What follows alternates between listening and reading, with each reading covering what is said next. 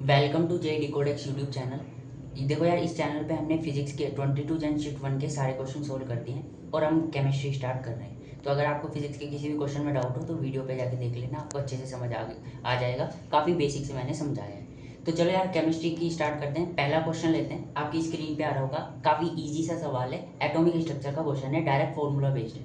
Question कहता है radius of first excited state of helium ion is given as a naught और is given है, that is हमें first excited state helium की उसका radius बताना है। ए नोट क्या है? Radius of first stationary state of hydrogen atom. कई लोगों ने ए नोट आर नोट से पढ़ा होगा, तो उससे कुछ फर्क नहीं पड़ता। तो हम यहाँ पर कहेंगे कि जो रेडियस होती है nth ऑर्बिट की, that is r naught n square by Z. अब जहां पर इस क्वेश्चन में आर नोट को ए नोट लेने के लिए बोला है और हमसे बोला है फर्स्ट एक्साइटेड स्टेट, तो सबसे पहली बात, फर्स्ट एक्साइटेड स्टेट का मतलब है कि हमारा जो ऑर्बिट है वो n इज इक्वल टू 2 हो गया। हीलियम एटम बोला है, हीलियम आयन बोला है, तो जेड इज इक्वल टू 2 हो गया। और ए आर नोट की जगह में हमें ए नोट लेने को बोला है, तो आर एन जो हो जाएगा दैट इज हमारे पास सेकेंड ऑर्बिट के लिए, that is a naught n की वैल्यू 2 स्क्वायर डिवाइडेड बाई 2। तो ये हमारे पास आंसर आया 2 ए नोट, जो कि हमारा ऑप्शन नंबर बी है। होप सो आपको ये क्वेश्चन समझ आया होगा, काफ़ी ईजी सा क्वेश्चन है। चलिए यार, आज की वीडियो की दूसरे क्वेश्चन पे बढ़ते हैं। मैं क्वेश्चन आपकी स्क्रीन पे आ रहा होगा, इसमें इनकरेक्ट स्टेटमेंट पूछी है। तो यहाँ पर क्वेश्चन है the incorrect statement regarding geometrical isomer are. तो यार, इनकरेक्ट पूछी है तो पहले ही बैक ऑफ द माइंड अपने रखना कि इनकरेक्ट बताना है, करेक्ट मार के मत चले आना, क्योंकि मुझे 100% यकीन है इसमें करेक्ट वाला ऑप्शन भी होगा। तो यहाँ पर हमारी जो पहली स्टेटमेंट है that is propene shows geometrical isomerism. तो जो पहली स्टेटमेंट है, ए से करता हूँ मैं, ये ए लिख रखा है इन्होंने। प्रोपीन, प्रोपीन क्या होता है? ये होता है प्रोपीन, ये ज्योमेट्रिकल आइसोमरिज्म शो करती है। तो देखो, ज्योमेट्रिकल आइसोमर अगर एल्कीन के लिए देखें तो अगर ये 2 कार्बन के बीच में डबल बॉन्ड है तो ये 4 ग्रुप हो गए इसके करस्पॉन्डिंग। तो ये वाला ग्रुप और ये वाला ग्रुप डिफरेंट होना चाहिए, ये वाला ग्रुप डिफरेंट होना चाहिए। कई लोग ये सोचते हैं कि ये दोनों भी डिफरेंट होने चाहिए, ऐसा कुछ जरूरी नहीं है। तो अगर इसको कार्बन के फॉर्म में करें तो ये CH3 है, ये कार्बन डबल बॉन्ड कार्बन, इसमें 2 बॉन्ड, एक हाइड्रोजन है और यहाँ पर भी हाइड्रोजन है। तो मैं कह रहा हूँ देखो यार, ये एल्कीन है, इसके करस्पॉन्डिंग 2 ग्रुप है। अब ये दोनों ग्रुप तो सेम हो गए, इसका मतलब ये ज्योमेट्रिकल आइसोमर शो नहीं कर रहा। तो ये आंसर इसका मतलब ये ज्योमेट्रिकल आइसोमर शो नहीं कर रहा, तो ये गलत है। यही हमारा आंसर है ए, दैट इज ये इनकरेक्ट स्टेटमेंट है। ये हो गई पहली स्टेटमेंट। ये करेक्ट नहीं है, ये इनकरेक्ट में हमारा आंसर है। ये अगर हम बात करें बी की बात करें, trans isomer has identical atom group on the opposite side. ये तो काफी स्ट्रेट फॉरवर्ड क्वेश्चन है कि दैट इज जो ट्रांसफॉर्म होती है उसमें ये वाला ग्रुप और ये वाला ग्रुप जो होता है वो अपोजिट होता है, ये वाला और ये वाला सेम ग्रुप होते हैं और ये 180 डिग्री पे होते हैं। तो ये ट्रांस आइसोमर हो गया, तो ये वाला सही है, बट हमें इनकरेक्ट बताना है, तो ये गलत हो गया। अब बात आती है that is cis 2 butene has higher dipole moment than trans 2 butene. तो ये भी एक फैक्चुअल से है कि जो हमारे पास सिस 2 ब्यूटीन होती है, दैट इज अगर हम बात करें कि ये अगर इस तरीके से है, ये सिस फॉर्म है ब्यूटीन की, ये है हमारे पास ट्रांसफॉर्म। तो यहाँ पर जो डाइपोल मोमेंट होता है दैट इज सिस 2 ब्यूटीन का हायर डाइपोल मोमेंट होता है। तो ये स्टेटमेंट करेक्ट है, बट हमें इनकरेक्ट बताना है, तो ये इनकरेक्ट हो गया। अब ये हमारा आंसर नहीं हो सकता। अब नेक्स्ट आता है 2 methyl butene shows 2 geometrical isomer. तो यहाँ पर हम 2 मिथाइल ब्यूटीन बनाते हैं, तो ये हो गया हमारे पास ब्यूटीन। अब इस पे 2 पे मिथाइल है, ये 2 पे मिथाइल है। अब क्या ये ज्योमेट्रिकल आइसोमर शो कर रहा है? ये हमारे पास एल्कीन है। ये वाले ग्रुप भाई देखो, ये दोनों सेम ग्रुप हो गए, ये मिथाइल ग्रुप दोनों सेम हो गए। डी स्टेटमेंट है, तो ये तो गलत हो गया ना, और हमें गलत ही बताना है, गलत बता, क्योंकि ये ज्योमेट्रिकल आइसोमर शो नहीं कर रहा। तो ये आंसर में आएगा। नेक्स्ट है ई स्टेटमेंट। ई स्टेटमेंट क्या कहती है?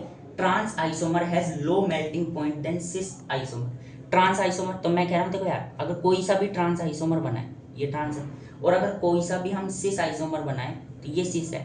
तो देखो यार, मेल्टिंग पॉइंट डिपेंड करता है कि हमारे पास ज्योमेट्री की सिमेट्री कैसे है। अब देखो यार, ये वाली एक पैक्ड टाइप की ज्योमेट्री है, ये एक पैक्ड टाइप की ज्योमेट्री है, तो जो इसका मेल्टिंग पॉइंट है, इसका मेल्टिंग पॉइंट ज़्यादा होता है, दैट इज ट्रांसफॉर्म का जो मेल्टिंग पॉइंट है वो ज़्यादा होता है, और सिस फॉर्म का जो मेल्टिंग पॉइंट है वो कम होता है। और हमें क्वेश्चन में गिवन है कि सिस ट्रांसफॉर्म का मेल्टिंग पॉइंट कम होता है, तो ये गलत स्टेटमेंट है और हमें गलत ही बतानी है। तो ये हमारा आंसर में आएगा। तो आंसर में क्या क्या आ रहा है? एक तो ऑप्शन ए आ रहा है, एक ऑप्शन डी आ रहा है, और एक ऑप्शन ई आ रहा है। तो ये हमारे ऑप्शन नंबर 2 में है।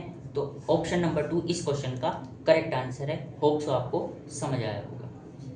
चलिए यार, आज के तीसरे क्वेश्चन पे बढ़ते हैं। ये इनऑर्गेनिक का क्वेश्चन है और ये इलेक्ट्रोनेगेटिविटी के ऑर्डर पे है। देखो यार इस वाले क्वेश्चन में कोई एक्सेप्शन का रोल नहीं है, इसमें सीधा हमारा लग रहा है। तो देखो यार तुम्हें ट्रेंड्स तो पता ही होगा कि टॉप टू बॉटम कैसे चीज़ें वेरी करती हैं और लेफ्ट टू राइट। तो जो हमारे पास इलेक्ट्रॉन नेगेटिविटी होती है वो लेफ्ट टू राइट हमारे पास उसका जो ऑर्डर है दैट इज उसकी जो स्ट्रेंथ है वो बढ़ती है, मतलब electron negativity left to right जाने पे इंक्रीज होती है और टॉप टू बॉटम जाने पे वो डिक्रीज होती है। अब कई लोगों को मानना होगा कैसे, तो देखो यार जब लेफ्ट टू राइट जाते हैं तो उसमें शेल्स नहीं बढ़ते हैं, मतलब जो साइज होता है एटम का वो कांस्टेंट होता है और इलेक्ट्रॉन बढ़ते जाते हैं। इससे क्या होता है, चार्ज बढ़ता है, और जब चार्ज बढ़ता है तो इलेक्ट्रॉन नेगेटिविटी बढ़ती है। अब जब हम टॉप टू बॉटम जाते हैं तो इलेक्ट्रॉन तो सेम ही रहे, अगर एक लाइन में जाते हैं तो इलेक्ट्रॉन सेम रहेंगे आउटर मोस्ट में, और हमारे पास जो साइज है वो बढ़ता जाता है। तो जो इलेक्ट्रॉन है वो न्यूक्लियस से दूर होता जाता है, जिससे जो चार्ज है वो कम हो जाता है, और चार्ज कम होने से हमारे पास इलेक्ट्रॉन नेगेटिविटी कम हो जाती है। अब यहाँ पर अगर हम ऑप्शन देखें तो सबसे पहले यहाँ पर हमें इनकरेक्ट बताना है, तो सभी ऑप्शन को चेक करेंगे हम। तो पहला जो ऑप्शन है that is magnesium, beryllium, boron और नाइट्रोजन। अब देखो यार बोरोन और नाइट्रोजन, तो नाइट्रोजन सबसे ज़्यादा इलेक्ट्रॉन नेगेटिव होता है, क्योंकि देखो इस तरीके का ऑर्डर होता है, बेरिलियम, बोरोन, कार्बन आता है, फिर नाइट्रोजन आता है, और बेरिलियम के नीचे मैग्नीशियम आता है। तो देखो लेफ्ट टू राइट जाते हैं तो इंक्रीज होती है, तो नाइट्रोजन की ज़्यादा होगी बेरिलियम से, तो ये वाला ऑर्डर होगा। अब सॉरी बोरोन से, और बेरिलियम की उससे कम होगी, और जब हम नीचे जा रहे हैं तो वैसे ही कम हो रही है, तो मैग्नीशियम की सबसे कम होगी, तो ये ऑर्डर आना चाहिए, और यही ऑर्डर है। तो टिक करके मत आ जाना भाई इनकरेक्ट पूछा है, तो ये करेक्ट है, तो ये ऑप्शन नहीं होगा।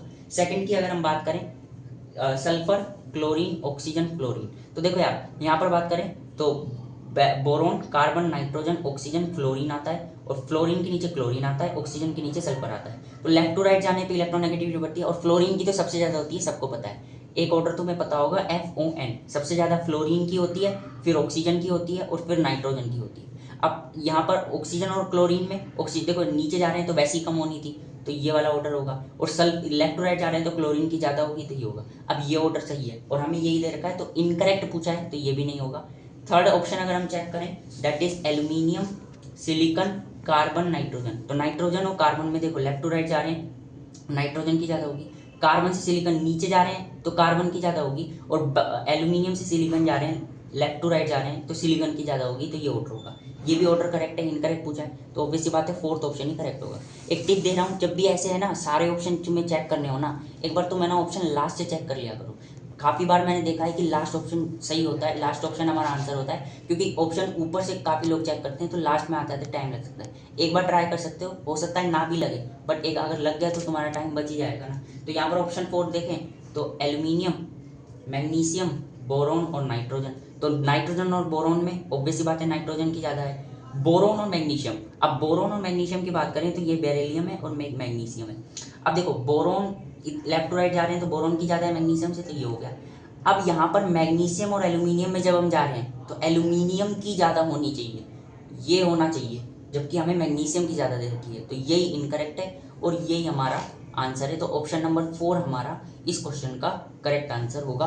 होप सो आपको ये ट्रेंड इलेक्ट्रोनेगेटिविटी का समझ आया होगा। चले यार आज की वीडियो के फोर्थ क्वेश्चन पे बढ़ते हैं। ये क्वेश्चन भी इनऑर्गेनिक का क्वेश्चन है। क्वेश्चन कह रहा है कि which of the following electrolyte can be used to obtain H2H2O8 by the process of electrolysis. तो यार ये एक तरीके का ना थ्योरेटिकल टाइप का क्वेश्चन है, दैट इज जो ऑक्सो एसिड्स होते हैं सल्फर के, पी ब्लॉक में सल्फर की फैमिली देखोगे तो वहाँ पे एक टेबल बनी हुई है एनसीईआरटी में, तो वहाँ पे दिया हुआ है कि ऑक्सो एसिड्स की प्रिपरेशन कैसे करते हैं। तो ये एक तरीके का मेमोरी बेस्ड टाइप क्वेश्चन हो गया, पर अगर इसमें थोड़ा लॉजिक ढूंढने की कोशिश करें तो जो H2H2O8 है उसकी स्ट्रक्चर बनाते हैं। तो देखो मैक्सिमम ऑक्सो एसिड्स की जिसमें 2 सल्फर होते हैं उनमें जो एक सल्फर पे जितने ग्रुप हैं दूसरे सल्फर पे भी उतने ग्रुप होते हैं, और अगर कोई ऑक्सीजन एक्स्ट्रा बच जाता है तो हम कहते हैं कि वहाँ पर परऑक्सी बॉन्ड होगा, और परऑक्सी बॉन्ड होगा एक तो ये चीज़, और सल्फर 6 बॉन्ड बनाता है। ये दो चीज़ों का हमको यूज़ करना है। तो अगर हम 2 सल्फर की बात करें तो ये 2 सल्फर हो गए, 8 ऑक्सीजन है तो ये डबल बॉन्ड हो डबल बॉन्ड हो, जो एक सल्फर पे हो रहा है दूसरे सल्फर पे भी वही होगा। देखो यार इसकी ट्रिक होती होगी, बट मैंने इसी तरीके से याद कर रखा है, इसलिए मैं तुम्हें इस तरीके की चीज़ बता रहा हूँ। ये डबल बॉन्ड हो गया, यहाँ पर एक OH ग्रुप होगा। अब देखो यार 5 बॉन्ड हो गए, दोनों सल्फर के 5 बॉन्ड हो गए। अब हमारे पास एक्स्ट्रा ऑक्सीजन कितने हैं, 3 ऑक्सीजन यहाँ, 3 ऑक्सीजन यहाँ, 6 ऑक्सीजन, 8 ऑक्सीजन है, तो 2 ऑक्सीजन में मतलब ये 2 परऑक्सी बॉन्ड हमारे पास हो गए। बेसिकली ये O लिंकेज भी यहाँ पर होता है, ये 2 ऑक्सीजन है, ये परऑक्सी तो है ही, और यहाँ पर ऑक्सीजन ऑक्सीजन टाइप का लिंकेज भी है, दोनों लिंकेज यहाँ पर है। तो अब यहाँ पर देखो यार इस तरीके से कह सकते हो कि अगर हम इस वाले बॉन्ड को तोड़ेंगे तो यहाँ पर एक सल्फ्यूरिक एसिड ये, एक सल्फ्यूरिक एसिड ये, दैट इज H2SO4 H2SO4, इन दोनों के कॉम्बिनेशन से बचता है। और ये H2SO4 कंसनट्रेटेड होता है, इसलिए जो हमारा ऑप्शन नंबर डी है, concentrated solution of sulphuric acid, ये हमारा आंसर होगा। ये sort of memory based type का क्वेश्चन है, बट फिर भी मैंने हल्का से बता दिया कि तुम्हें थोड़ा याद रहे। तो हमारा ऑप्शन नंबर जो 4 है वो इस क्वेश्चन का करेक्ट आंसर होगा। होप सो आपको समझ आया होगा। चलो यार, आज की वीडियो के 5th क्वेश्चन पे बढ़ते हैं। ये ऑर्गेनिक का जो काफ़ी ज़्यादा फेमस रिएक्शन है SN1 SN2 पे एक थ्योरेटिकल सवाल है, स्टेटमेंट टाइप का है कि कौन सी स्टेटमेंट सही है, कौन सी स्टेटमेंट फॉल्स है। तो पहली स्टेटमेंट पढ़ते हैं। हमें एक कंपाउंड दे रखा है, कंपाउंड क्या है, CH3O CH2Cl, ये हमारे पे पहला कंपाउंड है। इसमें ये कह रहा है कि ये SN1 रिएक्शन करेगा क्योंकि ये प्राइमरी हैलाइड है। तो मैंने कहा ये स्टेटमेंट सही है, क्योंकि SN1 रिएक्शन में क्या बनता है, कार्बोकैटायन बनता है, क्योंकि यहाँ पर 2 स्टेट प्रोसेस है। तो कार्बोकैटायन यहाँ पर बना, और ये कार्बोकैटायन बैक बॉन्डिंग से, क्योंकि ऑक्सीजन के पास लोन पेयर है, बैक बॉन्डिंग से ये कार्बोकैटायन काफ़ी ज़्यादा स्टेबल होता है, इसलिए यहाँ पर कार्बोकैटायन का फॉर्मेशन ज़्यादा होगा, और कार्बोकैटायन का फॉर्मेशन फास्ट होगा, इसलिए यहाँ पर SN1 रिएक्शन प्रेफरेबल है। तो जो पहली स्टेटमेंट है वो तो करेक्ट है।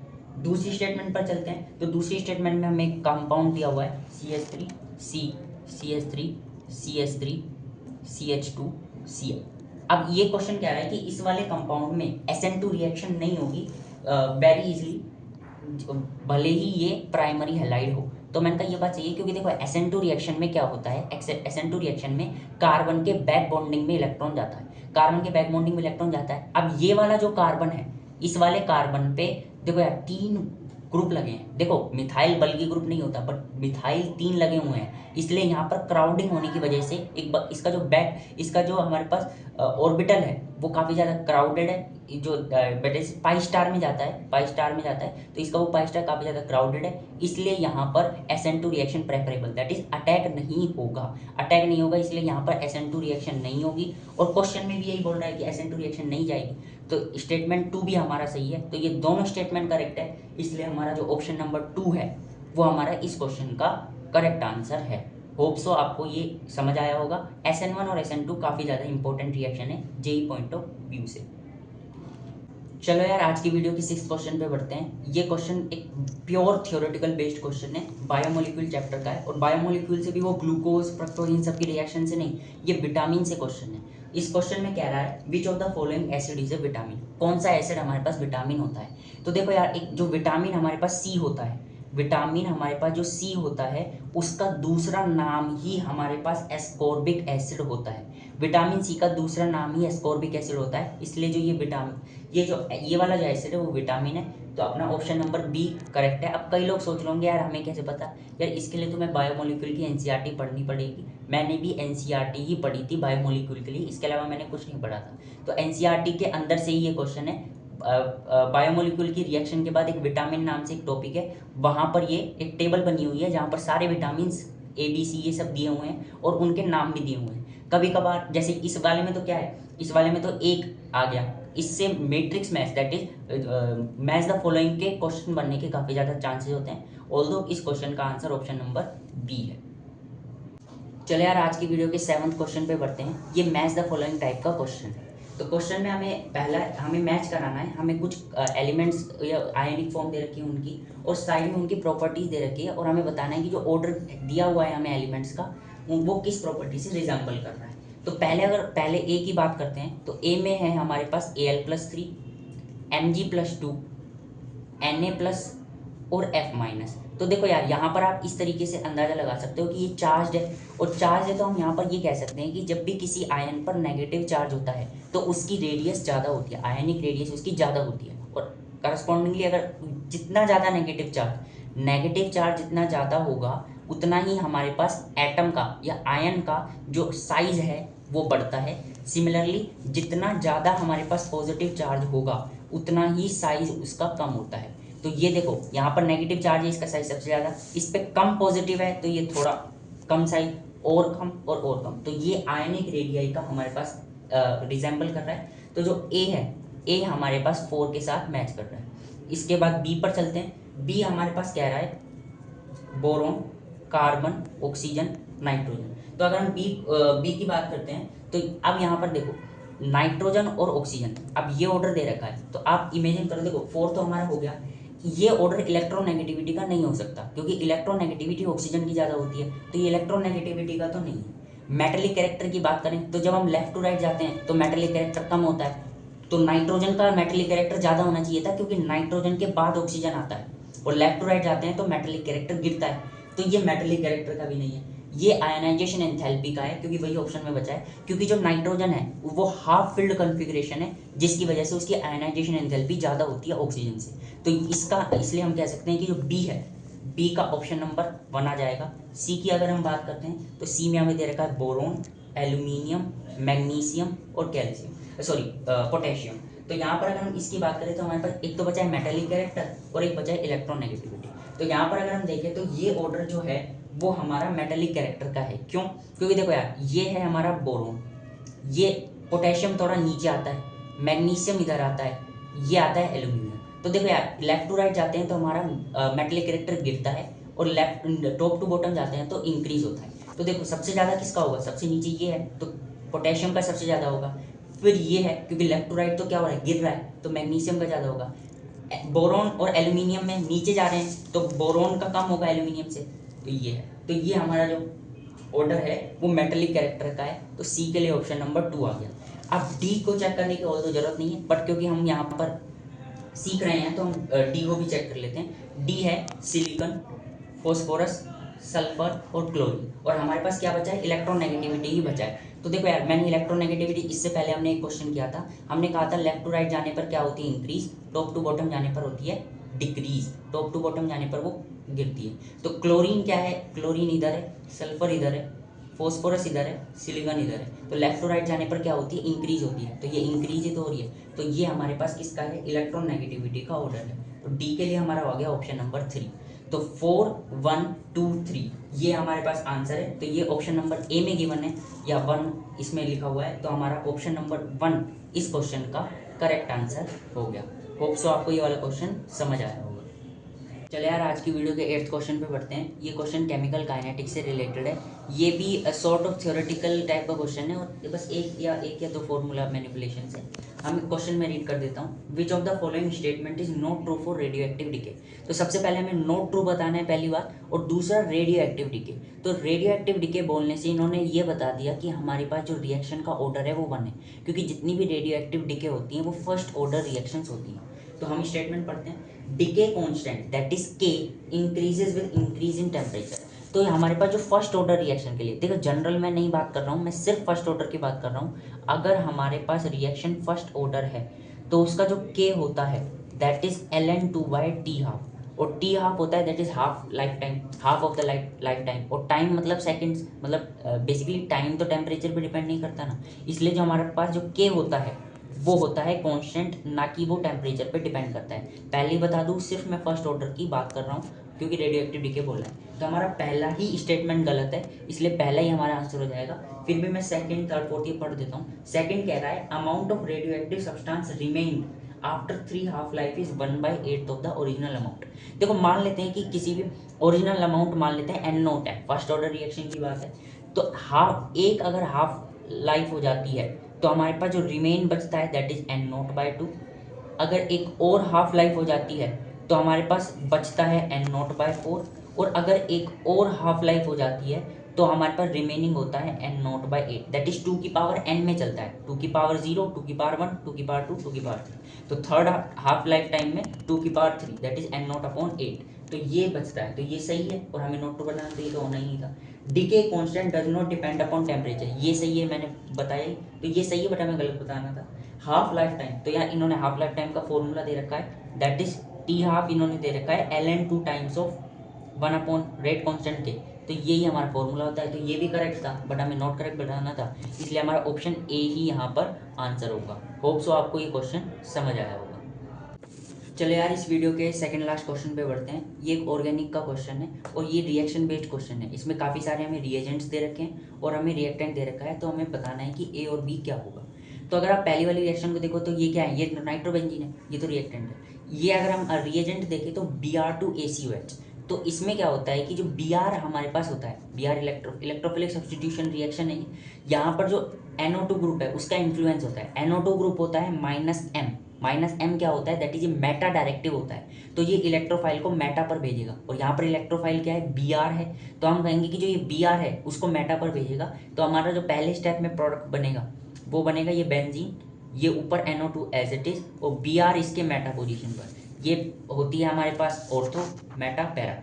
अगर SnHCl, ये तो काफ़ी फेमस रिएक्शन है, दैट इज ये मेटल एसिड टाइप की रिएक्शन है। ये है मेटल, ये है एसिड। तो मेटल क्या करता है, रिडक्शन करता है, और HCl क्या करता है, उसको H+ प्रोवाइड करता है। तो याद रखो कि जो NO2 है, NO2 ग्रुप NH2 में कन्वर्ट होता है, तो क्योंकि वो रिड्यूस हो जाता है। तो ये हमारे पास बेंजीन है, NH2 ऊपर लगा हुआ है, और Br ये है, तो ये बना प्रोडक्ट। इस वाली रिएक्शन को तो यार सब जानते होंगे, ये डायएजोटाइजेशन रिएक्शन है, बहुत ज़्यादा इंपॉर्टेंट रिएक्शन है। इसके सेट्स ऑफ रिएक्शन है, सैंडमेयर है, गैटरमैन रिएक्शन है, बात सीमन, ये सब रिएक्शन है, तो ये काफ़ी ज़्यादा इंपॉर्टेंट है। डायरेक्ट कभी कभार नाम से भी आ जाता है। तो इसमें क्या होता है, जो NH2 है वो N2 पॉजिटिव Cl नेगेटिव में कन्वर्ट होता है बेसिकली। तो हमारे पास जो प्रोडक्ट इस वाली स्टेप में बनेगा that is N2 positive Cl negative, और ये Br, ये है। अब आती है ये वाले स्टेप। देखो ये वाली जो रिएक्शन है काफ़ी कम लोगों को पता होगी, बट ये वाली रिएक्शन JEE एडवांस में 3 से 4 बार आ चुकी है। ये क्या है, हमारे पास एल्कोहल है, और स्पेसिफिकली इथाइल एल्कोहल है, इथाइल एल्कोहल है, ये हमारे पास है ये। अब यहाँ पर इसमें क्या होता है कि जो ये एल्कोहल है वो हो जाता है oxidise to the aldehyde, aldehyde में ये ऑक्सीडाइज हो जाएगा।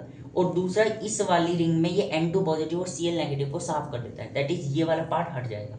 तो एक तो प्रोडक्ट हमारा बनेगा बेसिकली ये पहला, और ये जो है ये एल्डिहाइड में कन्वर्ट हो जाएगा, और 2 कार्बन का एल्डिहाइड क्या होता है, CH3 CHO।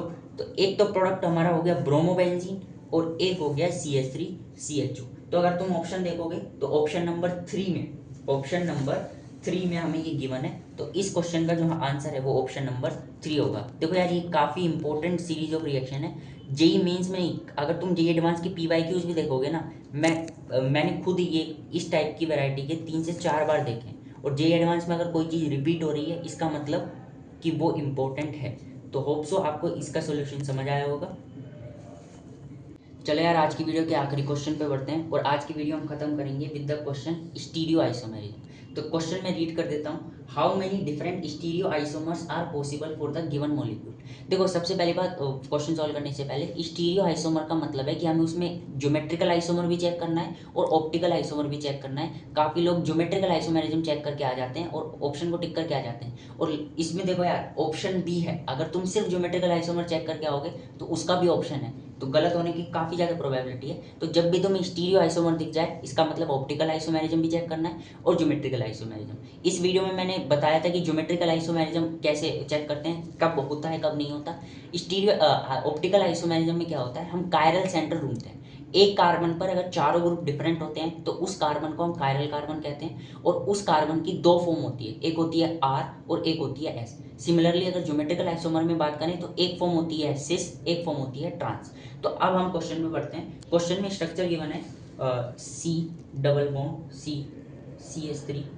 मैं सारे जितने भी बॉन्ड्स हैं उनको खोल के बना रहा हूँ ताकि मुझे ये पता चल जाए कि ग्रुप्स क्या हैं, क्या अलग अलग हैं या सेम है।